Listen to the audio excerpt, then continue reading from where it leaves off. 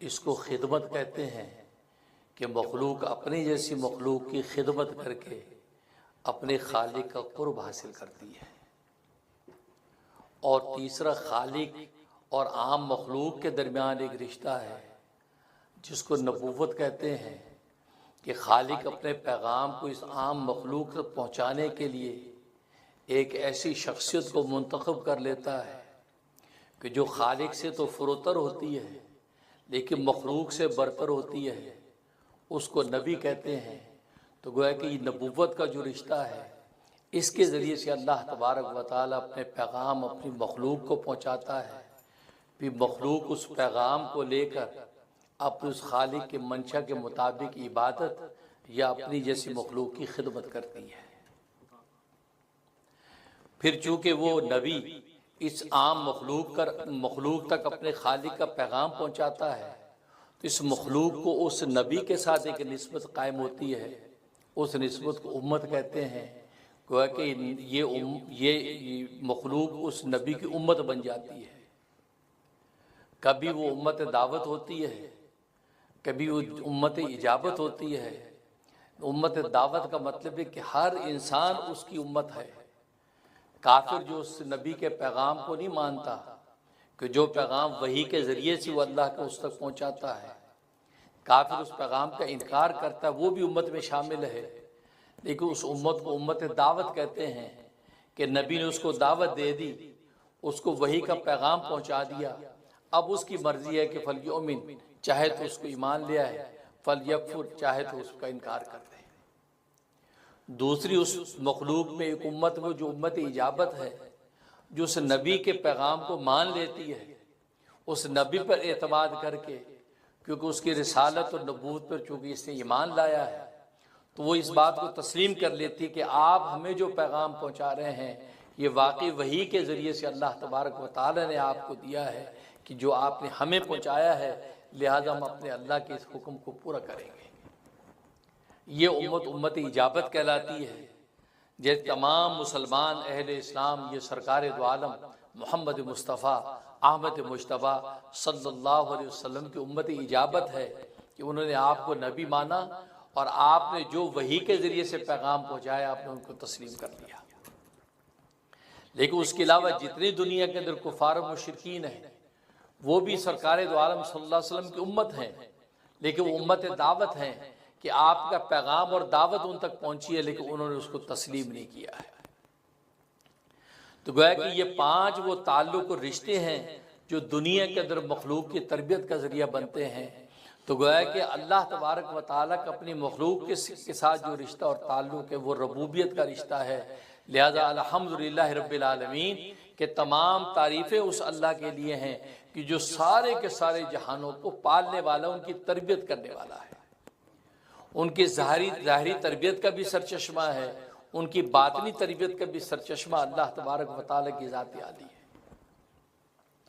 अब जाहिर है कि जो नबूवत वाला रिश्ता है कि एक शख्सियत जब खड़े होकर यह कहती है कि मैं तुम्हारा नबी हूँ, मैं खालिक और आम मखलूक के दरमियान गोया कि एक ब्रिज की हैसियत से हूँ, मैं उस खालिक का पैगाम तुम तक पहुँचाता हूँ। मुझे अल्लाह तबारक व तआला ने यह हैसियत बख्श दी है कि मैं अल्लाह तबारक व तआला की वही को तुम तक पहुँचाऊँ ताकि तुम उस वही के हुक्म पर अमल करो।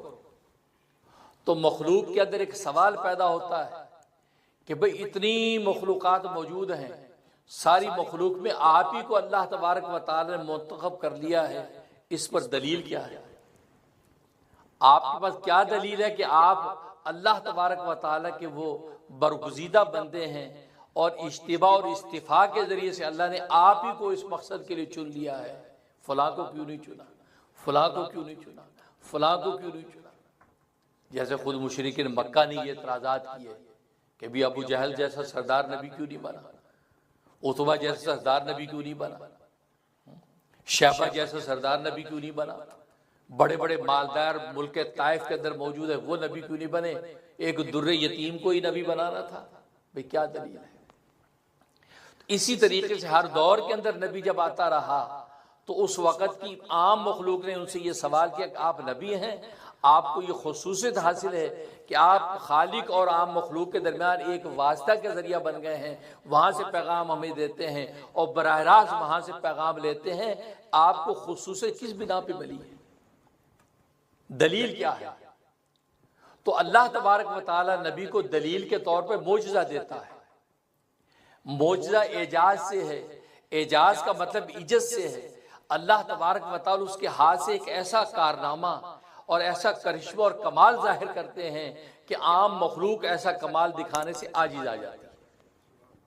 वो कहते कि भाई ये अगर बशर होने की वजह से, हमारे जैसी मखलूक होने की वजह से अगर ये जाहिर होता तो हम भी कर सकते। ये तो ऐसा मोजज़ा इसने दिखा दिया कि हम तो नहीं कर सकते।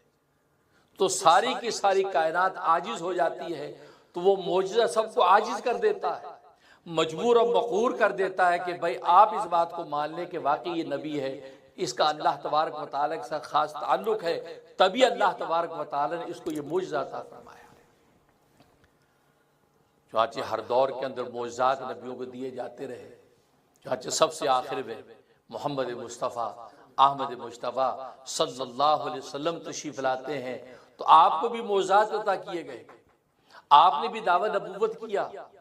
जाहिर है कि कौम ने मोजज़े का मुतालबा किया तो अल्लाह तबारक व तआला ने आपके हाथ पर भी मोजज़ात ज़ाहिर किए और आपने वो मोजज़ात दिखाए और वक़्त के लोगों को उसको आजिज़ कर दिया कि उसका कोई जवाब ना दे सके।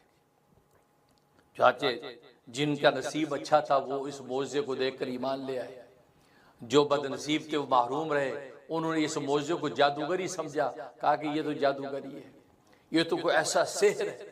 आज की ज़ुबान में ऐसा मिसमरिज़म है, ऐसा मिसमरिज़म कर दिया कि हमें वो नज़र आ रहा है जो वो चाहता है, हालांकि ऐसा नहीं है।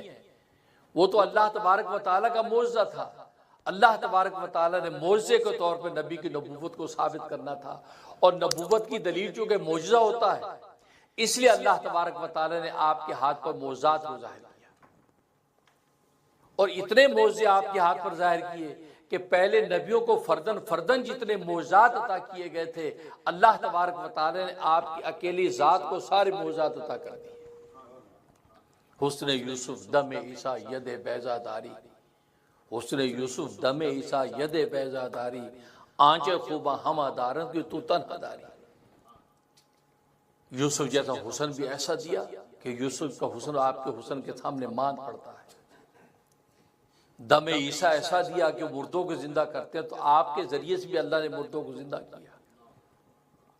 और सबसे बड़ी चीज तो इंसान के जिस्म मुर्दे को जिंदा करना इतना बड़ा कमाल नहीं था जितना मुर्दा दिलों को जिंदा करना। और मुर्दा दिलों को जिंदा जो नबी ने किया कि कायनात इंसानी उसकी नजीर पेश नहीं कर सकी।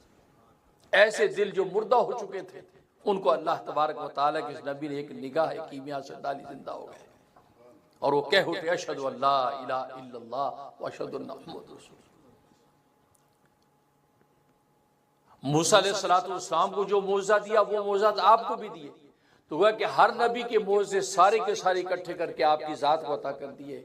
और ये इस बात की दलील और इशारा था कि आपकी ज़ात पर सारी नबूवत के जितने कमालात थे आपकी ज़ात पर ख़त्म हो चुके हैं।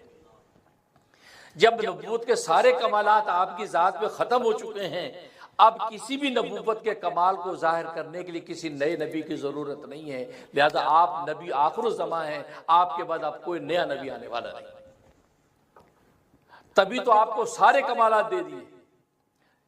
क्योंकि हदीस में आता है नबी करीम सल्लल्लाहु अलैहि वसल्लम फरमाते हैं, मैं कसर नबूवत की आखिरी ईंट हूँ। ये खूबसूरत महल बना हुआ है।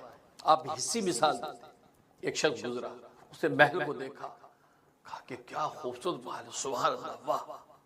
देखता चला, देखता रहा, आखिर में कोने पे एक ईंट, वो ईंट नहीं लगी, ईंट की जगह खाली।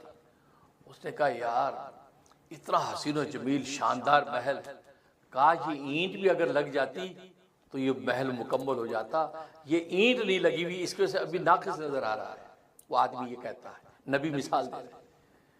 उस ईंट को जब लगा दिया गया, उसने कहा सुभान अल्लाह, अब ये मुकम्मल हो गया पूरा महल। अब इसके अंदर मजीद किसी ईंट लगाने की गुंजाइश नहीं, बल्कि मजीद ईंट लगाई जाएगी तो उसके स्ट्रक्चर का जो हुस्न और जमाल वो बिगड़ जाएगा। तो नबी फरमाते कसर नबूवत की जो आखिरी ईंट है वो मैं हूं।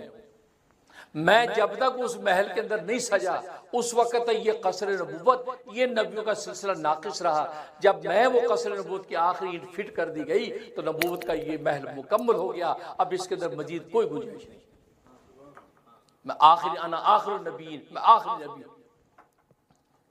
और कुरान ने खुद भी आपको खातमुन नबीयीन का, नबियों के बिल्कुल आखिर में आने वाले।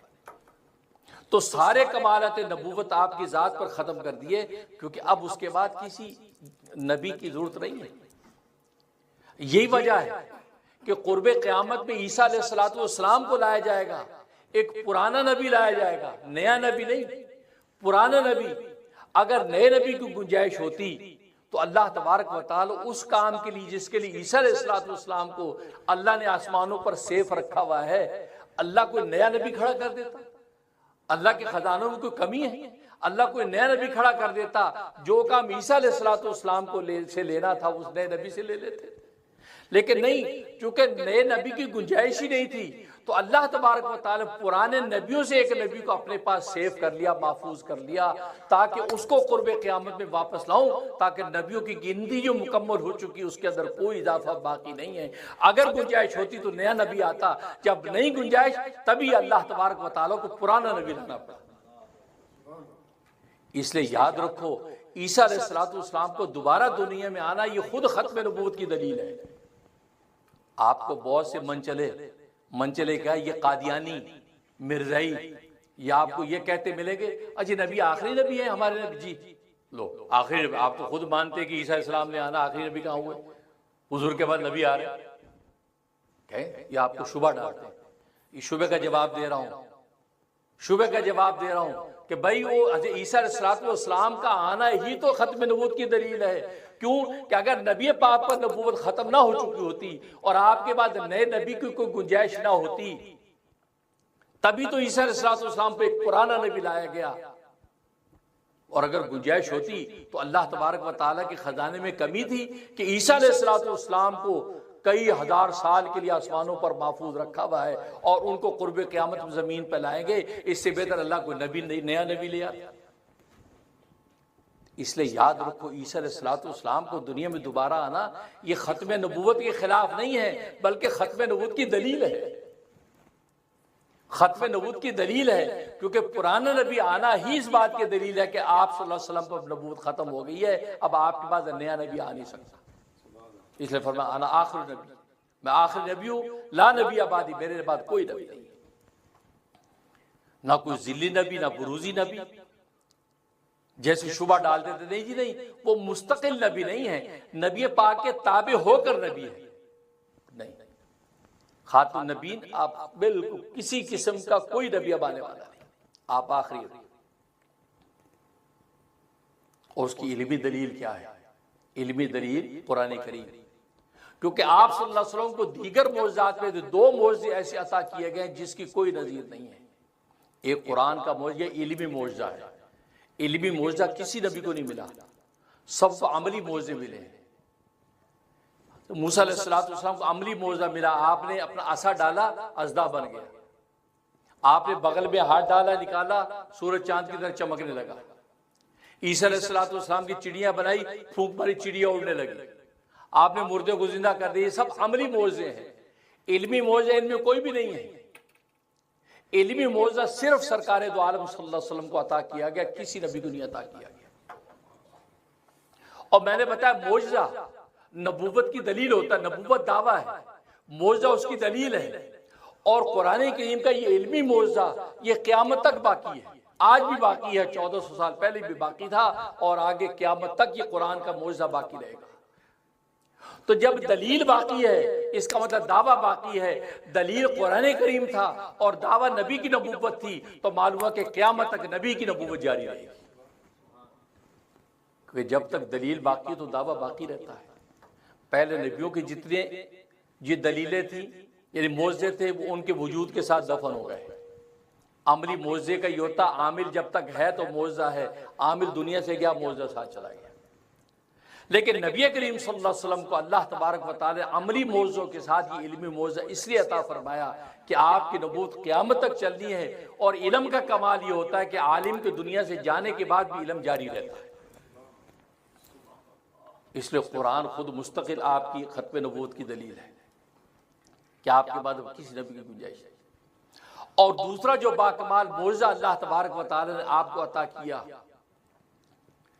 जो अमली मौजज़ों में से है, और ऐसा अमली मौजज़ा कि कायनात अंबिया के अंदर तो उसकी नज़ीर है ही नहीं।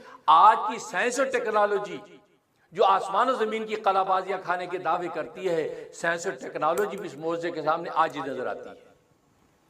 और वो मौजज़ा इसरा और मेराज का मौजज़ा है।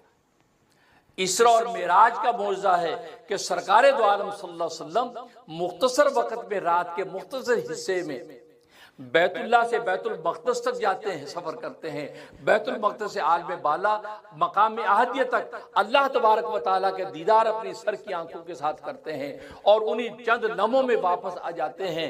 ये जो जिस्म जान के साथ बेदारी की हालत में आपको ये अमली मौजज़ा दिया गया, इस मौजज़े की कोई नज़ीर नहीं है। ये इसरा और मेराज का मौजज़ा, और मैंने पहले भी बताया था कि इस पर मुस्तशरिकीन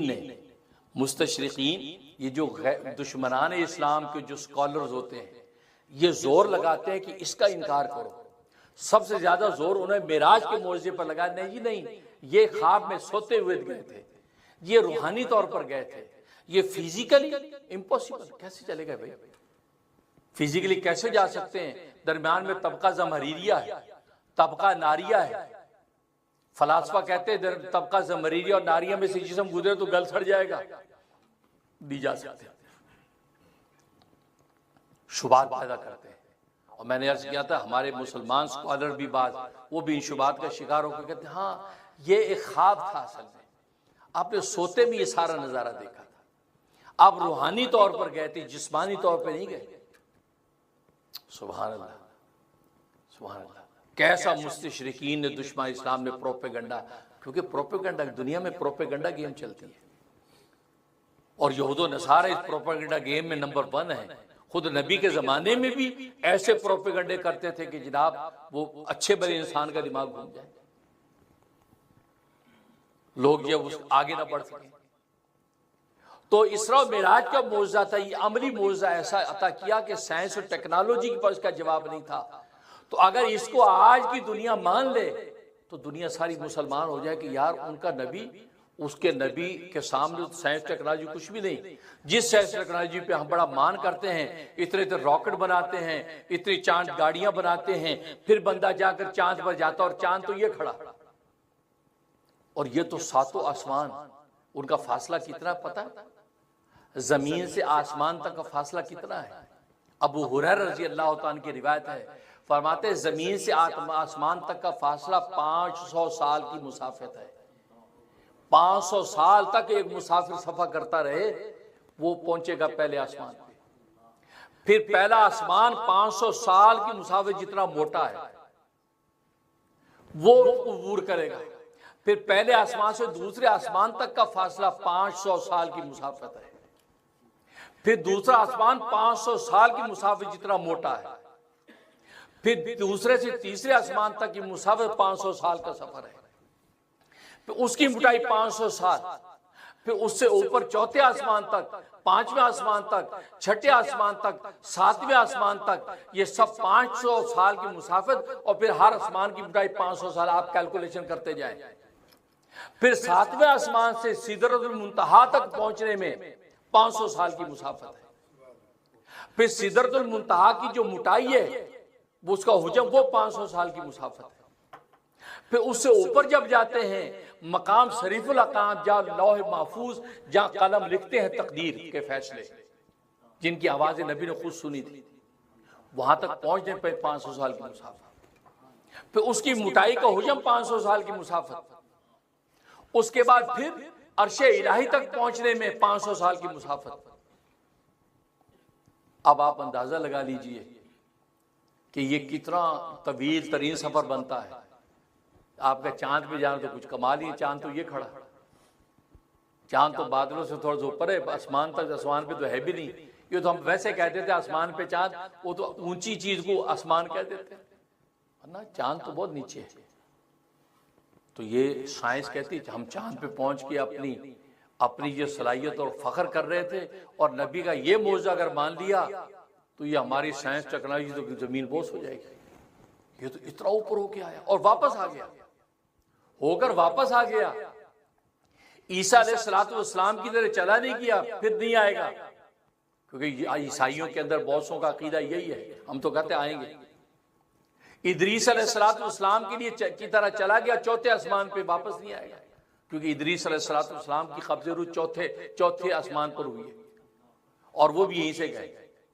तो जो ये कहते हैं कि यार ये नबी पाक जब आसमानों पर गए तो ये दरमियान में इतने तबका ज़महरीरिया और नारिया आता तो जिस्म गल सड़ जाएगा। उनसे हम पूछते हैं, इदरीस अलैहिस्सलाम के उरूज को वो मानते हैं, वो मानते हैं कि इदरीस अलैहिस्सलाम चौथे आसमान पर पहुंचे, वहीं उनका इंतकाल हुआ है, तो वो कैसे चले गए? वो कैसे चले गए? उसको आपने कैसे मान लिया कैसे इस्लाम में चले गए? उनको तबका हम ज़महरीरिया और नारिया ने जलाया क्यों नहीं? इसका मतलब यह है, ये अल्लाह तबारक व तआला के हाथ में है। अल्लाह तबारक व तआला की कायनात उसके हाथ में, उसके इशारों पर चलती है। ये शुबहात पैदा करके आप मुसलमानों के दिमागों को डाइवर्ट नहीं कर सकते। और मैंने बताया इस मौजे का इनकार ज्यादा इसलिए किया जाता है कि भाई ये साइंस और टेक्नोलॉजी को मात दे रहा है ये मौजा, इसलिए लोग परेशान होते हैं कि यार इसका इनकार करो। ये इसको मान लिया तो दुनिया कहेगी यार ये इस्लाम और मुसलमानों को पैगंबर, ये तो साइंस टेक्नोलॉजी कुछ भी नहीं है, जबकि साइंस और टेक्नोलॉजी भी इस्लाम ही की खैरात है जो दुनिया को मिली है। तो ये मौजा, ये मेराज का मौजा नबी करीम सल्लल्लाहु अलैहि वसल्लम को अता किया गया कि आपने इतनी तवील तरीन सफर किया और अल्लाह तबारक व तआला ने चंद लम्हों के अंदर सारी कायनात के कमालात आपको दिखा दिए। और खुद कुरान में अल्लाह ने कहा, सुभान अल्लाज़ी अस्रा बिअब्दी, पाक वो ज़ात जो ले गई अपने बंदे को लैलन, रात के मुख्तसर वक्त में, मुख्तसर वक्त में, मिनल मस्जिद हराम इलल मस्जिद अक्सा, बैतुल्लाह से बैतुल मक़दस तक क्यों ले गई? और बैतुल मक़दस कैसी जगह है? फरमाया कि वो ऐसी जगह है कि जिसके इर्द गिर्द बरकतें नाजिल हो रही है, बाबरकत जगह है। क्यों ले गए? लिनुरियहु मिन आयातिना, ताकि हम अपनी अजमत की निशानी इस नबी को दिखाएं। जब ये इतना तवील तरीन सफर करेगा, हर आसमान पे जब देखेगा हमारी कुदरत और अजमतें, तो ये नबी जब देख लिया, ये नबी तो मुसद्दिक है, सारे नबियों की तस्दीक करने वाला है। जब ये सारे कमालात की तस्दीक कर देगा तो सारे के सारे नबियों की तस्दीक ऑटोमेटिकली हो जाएगी। लिनुरियहु मिन आयातिना, ताकि हम इसको दिखाएं अपनी अजमत की अजीम शान निशानियां। इन्नहु हुव समीउल बसीर, और वो अल्लाह खूब सुनने वाला है। दुनिया में जो इनकार कर रहा है, जी मेराज में सोते में हुई थी, ख्वाब में हुई थी, ख्वाब में तो मैं और आप भी जन्नत की सैर कर सकते हैं। ख्वाब क्या चीज़ है? रूहानी तौर पे तो औलिया अल्लाह आज रूहानी तौर पे अर्श के चक्कर लगा के आ जाते हैं, और अगर ख्वाब और रूहानी होता तो मुशरिकीन मक्का को इतना बबेला करने की जरूरत ही नहीं थी। उनको ये पूछने की जरूरत नहीं थी आप बैतुल मक़दस पहुंचे, अच्छा आपने इस रास्ते से गए, तो बताओ हमारा कौन सा काफिला, जो हमारा वो सफर का काफिला, वो बैतुल मक़दस के शाम के किस रास्ते पर था? फिर बैतुल मक़दस की मस्जिद देखी तुमने, उसके अंदर जो उसकी खिड़कियां कितनी थी, उसके दरवाजे कितने थे? ये सवालात क्यों किए? तभी तो किए कि फिजिकली का दावा था कि फिजिकली मैं होकर आया हूं इसी जिस्म जान के साथ, तभी तो शोर भी जाता है। तो अल्लाह ने अजमत की निशानी दिखाई। तो ये ऐसा अजीम शान मौजा इसरा और मेराज का, और ये 27 रजब की जो तारीख आ रही है, 27 रजब की रात को अल्लाह ने ये मौजा अता फरमाया। अगर जिसमें बहुत से अक़वाल हैं, लेकिन मशहूर कौल यही है कि 27 रजब की रात थी, महीना रजबी का था, भले इसमें एक और रबीउल अव्वल का भी है, रबीउल सानी का भी है, रजब का भी है, शबान का भी, रमजान का भी है, लेकिन मशहूर कौल इमामुल मुतकल्लिमीन ज़ुबतुल मुहद्दिसीन हज़रत मौलाना मोहम्मद इदरीस साहब कांदलवी रहमतुल्लाह अलैह, बहुत बड़े मुहक्किक हैं। उनकी किताब सीरतुल मुस्तफ़ा सल्लल्लाहु अलैहि वसल्लम ने पूरे अक़वाल की डिटेल लिख कर उन्होंने ये कहा कि मशहूर कौल के मुताबिक जो मैं जिस नतीजे पर पहुंचा तहक़ीक़ के, फरमाया कि 27 रजब की रात, उस रात में सलात व सलाम पढ़ो, रसूल सल्लल्लाहु अलैहि वसल्लम के लिए नाते पढ़ो, उसको याद करो, हैं, फिर तौबा करो, नवाफिल पढ़ो उस रात में, वो बात से बरकत रात। इनकार करना इनकार करने वाले का ये पता नहीं, रात तो है पता नहीं कौन सी है। मैंने पिछले जुम्मे में भी कहा था तो पता लगाओ ना, फिर सारा हर चीज का पता लगाते हो, ये पता क्यों नहीं लग रहा। इसलिए मैंने कहा था मुस्तशरिकीन दुश्मनान इस्लाम ने ऐसी लॉबिंग कर रखी है कि बस आपको इस तहकीक पे रोक दिया कि नहीं है, बस ठीक है अच्छी रात है, बस सो जाओ आराम करो, कुछ नहीं है। नहीं, इतनी अजीम शान रात जिसके अंदर ऐसे ऐसे कमाल, इस नौयत से तो ऐसी रात कोई रात ही नहीं है। ये लैले इसरा और मेराज, इसे तो लिखा है कि इसरा का इसरा कहते हैं कि बैतुल्लाह से बैतुल मक़दस तक के सफर को इसरा कहते हैं, फिर बैतुल मक़दस से आसमानों के सफर को मेराज कहते हैं। और इसरा का जिक्र तो खुद नस्से कुरान के अंदर मौजूद है, लिहाजा इसका इनकार करने वाला काफिर हो जाता है, काफिर हो जाता है। नहीं जी नहीं, वो सोते में गए, फिजिकली नहीं गए, इसरा का इनकार करने वाला, इसरा का इनकार करने वाला काफिर, उसको तजदीद ईमान तजदीद निकाह करना पड़ता है। और मेराज का इनकार करना फासिक और गुमराह है, मुज़िल और ज़ाल है। ये गुमराह है कि जो कहता है नहीं जी नहीं ख्वाब में गए थे, गुमराह है। उसकी बात मैंने दलील के साथ, मेरा एक बहुत खूबसूरत क्लिप है, रहम टीवी पे आप जरूर मुलाजा करें। ये बड़े मारूफ स्कॉलर है, प्रोफेसर बने हुए हैं, अमेरिका में होते, उन्होंने इसका इनकार किया है। आज ये इसरा मेराज ये सोते में हुई, ख्वाब में हुई, रूहानी तौर पे हुई, ये फिजिकली नहीं हुई। बड़े दलाइल देते हैं, वो पढ़े लिखे लोग स्कॉलर साहब की जो बड़ा भागते हैं, और जी प्रोफेसर साहब क्या बात है। उसका मैंने जवाब दिया है, रहम टीवी पे जाके देखें, इसरा मेराज की रात भाई मुफ्ती मुरिया को रहम टीवी सब्सक्राइब कर लें, रहम टीवी लिखें, आपको जवाब सुनकर लुत्फ आ जाएगा। वो मेरे दिल का जवाब नहीं, आसमानी इल्काई जवाब है। ये डिटेल मैं उसमें बता चुका हूं। अल्लाह तबारक व तआला वो जवाब मुझे अता किया, वो किताबों में नहीं, आज तक उस स्कॉलर जवाब नहीं दे सके। और मुझे कितने डॉक्टर किस्म के लोग जो उनके कायल थे मुझे मिल चुके हैं, कहा मुफ्ती साहब आपकी उस एक क्लिप को सुन के अल्लाह ने हमें हिदायत अता फरमा दी। आप अल्लाह अकबर, आपने जिस अंदाज से प्रोफेसर साहब की पकड़ की है, हम तो हक्का बक्का रह गए कि यार ये आदमी क्या बोल रहा है। मैंने कहा मैं बोल नहीं रहा था, अल्लाह मुझे बुलवा रहा था। इरादा किया था कि अल्लाह इतनी बड़ी उम्मत गुमराह हो रही है और तेरे नबी का इतना बड़ा मौजज़ा, ऐसा मौजज़ा कायनाती इंसानी में है नहीं, और ये बंदा शुबहात डाल के लोगों से तालियां वसूल कर रहा है। या अल्लाह इसका 5 दिन मैं अल्लाह की तो रुजू रखा, मैं 5 दिन रुजू अल्लाह खुदा से, या अल्लाह मुझे उन्वान बता, जवाब अता फरमा। 5वें दिन संडे को मैंने जवाब देना था, जुमेरात की सुबह को मैं जब उठा हूं, अल्लाह तबारक व तआला ने मुझे जवाब अता फरमा दिया। एक अल्लाह अकबर, एक नूर था जो मेरे कल्ब में उतरा, मैं उठकर बैठ गया। मैंने कहा अल्लाह अकबर अल्लाह अकबर। मेरी अहलिया कहने लगी क्या हुआ, हजरत खिजर से मुलाकात हो गई, क्योंकि मेरी हजरत खिजर अलैहिस्सलातु वस्सलाम से भी मुलाकात हुई है, वो भी पूरी आप बीती का वाक़या मैंने बयान किया है। तो कहा कि हजरत खिजर अलैहिस्सलाम से मुलाकात हो गई। मैंने कहा हजरत खिजर ही की बरकत से अल्लाह तबारक व तआला ने आज मुझे इल्का कर दिया, जवाब मिल गया मुझे, और ऐसा जवाब मिल गया कि इसका जवाब इंशाअल्लाह किसी के पास, वो मैंने उस पूरा क्लिप बयान किया है। और वाकई इल्काई जवाब है, किताबों में नहीं, क्योंकि अल्लाह तबारक व तआला की तक़सीम तो चलती रहेगी ना। अल्लाह तबारक व तआला दिलों पे मज़ामिन उतारते रहेंगे। वो ऐसा जवाब अल्लाह तबारक व तआला कर रहा है कि ये इतना अज़ीमुशान मौजज़ा जो मुस्तशरिकीन ने एक अरसे से और उलमाए रब्बानी जवाबात देते चले आ रहे हैं, लेकिन उसका मुंह तोड़ जवाब ऐसा कि उनके पास अब मजीद कोई गुंजाइश बाकी ना रहे। अभी तक कोई ऐसा सामने आया नहीं था। अल्लाह तबारक व तआला ऐसा वो उन्वान दिया, मैंने उसका स्टार्ट ही उसी उन्वान से किया है।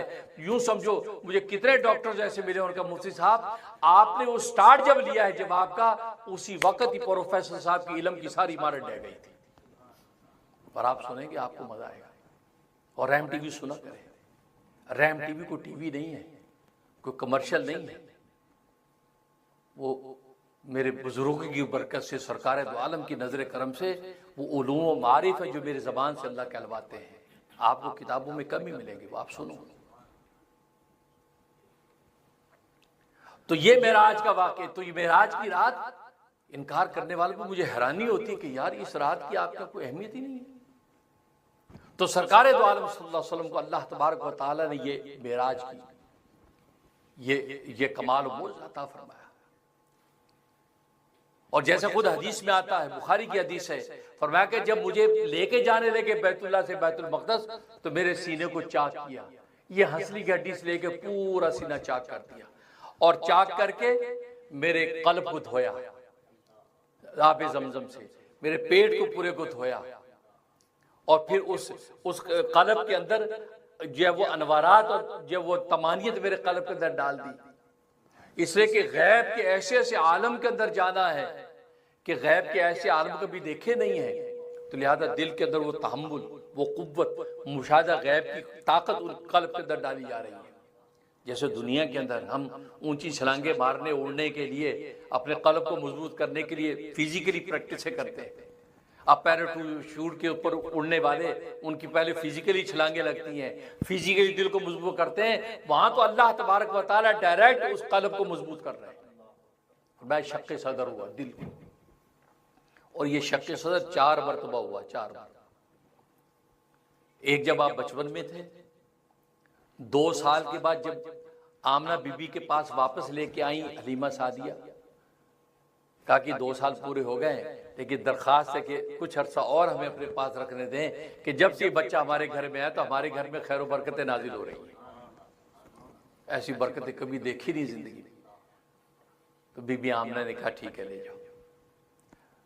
तो चंद महीने 4-6 महीने के बाद वो इस काबिल हो गए कि अपने दूसरे रजाई भाइयों के साथ बाहर निकल लगे, बकरियां चराने। तो इतनी उम्र में ही ये शक्के सदर हुआ, आपका सीना चीरा गया। और उसके बाद 10 साल की उम्र जब हुई फिर शक्के सदर हुआ, सीना चीर गया, फिर आपके कल्ब को धोया, उसमें अल्लाह तबारक व तआला नवारात डाले। फिर तीसरी बार जब गारे हिरा के अंदर आप जाने आने लग गए, उस वक्त शक्के सदर हुआ। नबूवत मिलने से कुछ अरसा पहले ही शक्के सदर हुआ। फिर चौथी मरतबा मेराज के मौके पर जब सफर में जाने लगे, ये चौथी मरतबा शक्के सदर हुआ। और ये शक्के सदर फिजिकली हुआ। अब मैं अगली जो बात कहना चाहता हूं, ये कहना चाहता हूं, मुस्तशरिकीन ने इस बात पर जोर लगाया, यहूद और नसारा ने इस बात पर जोर लगाया कि ये फिजिकली शक्के सदर नहीं हुआ, ये रूहानी तौर पर हुआ। यानी शक्के सदर यानी सीना चीरने का मतलब ये कि आपको अल्लाह ने शरह सदर अता फरमाया, हिदायत और इस्लाम का शरह सदर नसीब फरमाया। आपको 3-4 मरलों में शरह सदर कलब का अता किया गया। ये नहीं कि बाकायदा आपका ऑपरेशन किया गया, सर्जरी की गई, सीना चीर के दिल को, नहीं, ये नहीं किया। इस पर जोर लगाते हैं। और हमारे बहुत से स्कॉलर जो मगरब से मुतासर होते हैं कहते हाँ बात तो सही है, सर्जरी ने तो तरक्की आज की है, सर्जरी ने तो आज तरक्की की है कि वो सीना चीर के दिल की जब वो ऑपरेशन किया जाता है। उस वक्त तो कुछ भी नहीं था। ये कैसे पॉसिबल है कि उस वक्त के अंदर ये सीना चीर के सारा हुआ? हाँ, ये रूहानी तौर पर शरह सदर नसीब हुआ। बात आ गई ना वही जो मैंने कही कि जहां इनकी साइंस और टेक्नोलॉजी जमीन बोस होती है, उसी मौजे का इनकार सबसे ज्यादा करते हैं। क्योंकि इन्होंने सोचा मेडिकल साइंस में तरक्की करके आज दुनिया पे हमने कमान कर रखी है कि हम दुनिया को चलाने वाले हैं। ऐसी मेडिकल साइंस की तरक्की कभी नहीं हुई। और अगर नबी का ये मौजज़ा मान लें कि नबी की फिजिकली वो काट के उसके बाद दिल निकाल के सारी प्रोसेस हुए हैं, तो इनकी साइंस टेक्नोलॉजी जो आज सर्जरी का दावा कर रहे हैं उसकी हैसियत क्या रह जाती है? और कहा यार तुम आज भी आज कर, हमारे नबी को तो अल्लाह ने 1400 साल पहले ये मुकाम अता कर दिया। और फिर दूसरी बात, ये तो तारीख का हिस्सा है, इसका इनकार तो यहूद और नसारा भी नहीं कर सकते। तो बताओ अगर ये फिजिकली नहीं था, ये रूहानी और मानवी तौर पर था, आपको शरह सदर मिला, तो सहाबा इकराम की रिवायात तारीख का हिस्सा है कि आपकी हंसली से लेके यहाँ नाफ तक पूरी एक निशान आज भी मरते दम तक मौजूद रहा कि जैसे काटने के बाद जब सिलाई कर दी जाती है तो उसकी एक निशान रहता है। आज भी हार्ट पे मरीज जिनका हार्ट काट के उसको निशान किया जाता है तो निशान बाकी रहता है। नबी के वो पूरी यहाँ से यहाँ तक निशान मरते दम तक कायम रहा। वो निशान किस चीज का था? इसका जवाब उस निशान को तो आप भी मानते, आपकी तारीख मानती है। वो निशान किस बात का था कि जैसे कोई काट के सिलाई हुई, सिलाई ठीक होने के बाद वो एक निशान, वो लकीर लंबी क्यों कायम रही। साहबा खुद देखते थे कि ये, आप फरमाया कि वो शक्के सदर जो मेरे हुए ये उसकी निशानी। आज किसी के दिल का ऑपरेशन हो तो खुद दिखाता, देखे जी ये देखे ये काटी हुई, निशान बाकी रहता है। तो मालूम ये हुआ कि जहां इनकी साइंस और टेक्नोलॉजी पर चोट पड़ती है उस मौजे को और पीछे लग जाते हैं। जी नहीं जी क्या मजाक कर रहे हैं यार, उस वक्त कुछ भी नहीं था, आज तरक्की हुई। नहीं, अगर ये बात है फिर हज़रत सुलेमान अलैहिस्सलाम के तख्त का भी इनकार करो। तुम्हारा जहाज तो आज उड़ने लगा, उनका तख्त कैसे उड़ गया? उस तख्त को तो खुद भी मानते हो, और ये यहूदी तो उनको वक्त का बादशाह मानते, नबी नहीं मानते। हम जैसे वो कहते ऐसा वक्त का बादशाह जो हज़रत दाऊद नबी उसका बेटा, उसके तख्ते शेख तो यहूद भी मानते हैं। वो तख्त कैसे उड़ता था भाई? जहाज तो आज अमेरिका ने बनाया, फोर्ड कंपनी ने जहाज बनाया, आज बना, वो तख्त कैसे उड़ रहा था? तो अपना कहते कि बीटा बीटा हप हप कड़वा कड़वा थू थू, ऐसा नहीं होगा। मुसलमान साहिब इल्म में बेदार है कि उलमा रब्बानीन के पास जवाब है हर चीज का। तो आपका ये फिजिकली और ये चार क्यों हुए, ये इसकी वजह आज बताता हूं। सबसे पहले बचपन के अंदर जो आपका शक्के सदर हुआ और दिल निकाला, तो आपको पता है कि बचपन के अंदर इंसान के अंदर एक खास किस्म की गफलत होती है, और शैतान का एक हिस्सा होता है जिस गफलत से शैतान फायदा उठा के बचपन से ही बच्चे को उल्टी सीधी हरकत में लगाता है, और बच्चा वो चीजें करता है कि जो उसको पता भी नहीं, अच्छी बुरी चीजों में घुसता है, एक खास गफलत। तो वो जो शैतान का हिस्सा था, जो फुटकी थी खून की, वो निकाल दी गई, और उसके कल्ब के अंदर एक खास किस्म की तमानियत और इत्मीनान पैदा कर दिया। जैसे बच्चे की तबीयत में इत्मीनान नहीं होता, बेइत्मीनानी होती, ये भी करो वो भी करो, इधर हाथ मारो, अच्छा बुरा कुछ भी हो, लेकिन आपके अंदर वो तमानियत डाल दी। याद आप बचपन में ही आपके अंदर जो सकीना और इत्मीनान था वो जैसे बड़ों के अंदर ऐसा ना हो। पहला प्रोसेस इसलिए हुआ। जब 10 साल के हुए, अब 10 साल के बाद आप किसी वक्त भी जवान हो सकते हैं ना, तो जवानी में इंसान पे जुनून होता है। उस जुनून के नतीजे में इंसान बस अपने आप को देखता, बाकी सबका दुश्मन होता है। बस मेरा मुझे ये भी मिल जाए, ये जवानी का जुनून। तो नबी करीम सल्लल्लाहु अलैहि वसल्लम से वो जो चीज थी वो आपके अंदर से कीना निकाला गया। अब जवानी में इंसान बस अपने आप को देखता है, हर एक से कीना, बुग़्ज़, अदावत, सब पीछे रहे, मैं उपहावी हो जाऊं। तो वो ये खास जो कीना था, अल्लाह ने कीना और बदखाई निकाली, और फिर उसके बाद फरमाया कि फरिश्तों ने उसके ऊपर कुछ चीज छिड़की। वो क्या छिड़की? कि सारे लोगों की खैर खाई और मोहब्बत और मेहरबानी डाल दी। और नबी खुद फरमाते हैं कि 10 साल की उम्र से जब वो ऑपरेशन मेरा हुआ, उसके बाद से मखलूक के खुदा की कीना और बदखाई मेरे कल्ब से निकल गई, और मुझे मखलूक के हर छोटे बड़े पर तरस और रहम आने लगा। क्योंकि रहमतुल लिल आलमीन बन के आना है, तो मेहरबानी आपकी तबीयत में डाल दी। फरमाया हर एक के साथ मैं मेहरबान हो गया। उसके बाद तीसरा प्रोसेस आया, जब नबूवत मिलनी उससे पहले का वक्त है। अब जब नबूवत मिलनी है तो आप नबूवत का बार होगा, नबूवत का बोझ पड़ेगा। उसके लिए आपको पता है कि इनकार करने वाले इनकार भी करेंगे, और आप तहम्मुल से पैगाम हक को लेके चले, तो आपका वो जो शक्के सदर हुआ और आपके कल्ब के अंदर तहम्मुल और बुर्दबारी और वो ताकत डाल दी, ताकि थपेड़े जब मुखालिफिन की आए तो आप उनको बर्दाश्त कर सकें। इसे तीसरे वक्त में आपने वो तहम्मुल डाल दिया, वो तहम्मुल बुर्दबारी।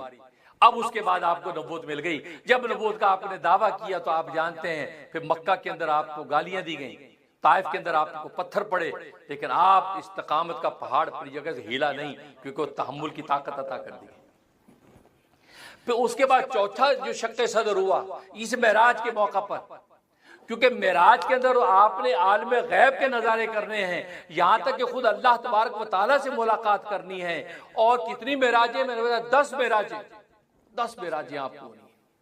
कितनी ऊपर से ऊपर, 7 तो आसमानों की, 7 आसमानों की, फिर उसके ऊपर 3 सिदरतुल मुंतहा, मकाम सलीलुल अक़लाम, फिर जो वो मकाम जो वो अर्श बरी तक का। तो गोया कि 10 मेराजें आपको दी करनी थी, और मुख्तसर वक्त में तो आपके कल्ब के अंदर मुशाहदा गैब की ताकत होनी चाहिए ना, इसलिए शक्के सदर हुआ, आपके कल्ब के अंदर वो मुशाहदा गैब की ताकत डाली। फिर मलाइका की दुनिया के अंदर जाना, वहां के नज़ारे करने हैं, उसका तहम्मुल डाला आपके अंदर, तो वो मुशाहदा गैब की ताकत डाली, इसलिए आपका चौथा शक्के सदर हुआ।